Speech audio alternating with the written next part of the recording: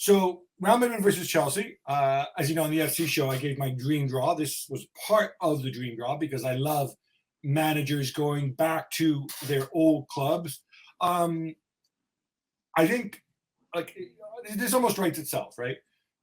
This is a repeat from last year, though. Crucially, last year Real Madrid had the second leg at home, which may or may not impact it. I think it impacts it less because there's no away rules away goals rule. But if it does go to extra time, you still get an extra half hour in front of your own fans, which is it nothing.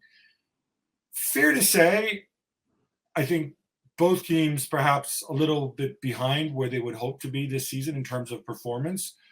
Chelsea a bit of a bounce with 3 wins in a row in all comps. Real Madrid, the Clásico this weekend, if they lose it at this point, I think all the chips are in the Champions League basket. They may all be in the Champions League basket regardless, right? Yeah, you're right. And to a certain extent for Chelsea, who are 10th in the Premier League, way back the Champions League places. You could also say that Champions League really is the one thing that can bring a bit of happiness and joy to the fans, to the club, a bit of success as well. Could they go all the way? Of course they can. It's a cup competition. They've won it before when they were maybe not the favourites. Okay, with a completely different squad, but it's still, anything is still possible. Not that long ago they won it. So you're right, for both of them, it's a repeat of last season in a similar narratives in a way, but different context. One different manager, of course, on the bench as well. But it would be really fascinating. And we've said many times that this is Real Madrid's competition. Of course, they have the savoir-faire, that kind of experience that maybe others don't have.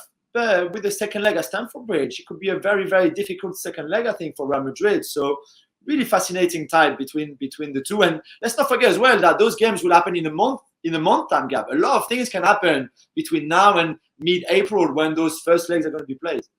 Oh, my thoughts on that. It's a really valid point. It's like when we have the World Cup draw and they ask us to make predictions, and the World Cup is 6 months away or whatever. It's silly. I think you have to bear that in mind. A lot of things can happen. I think with Real Madrid, most people would have them as favorites in this tie. Yeah, slightly, yeah.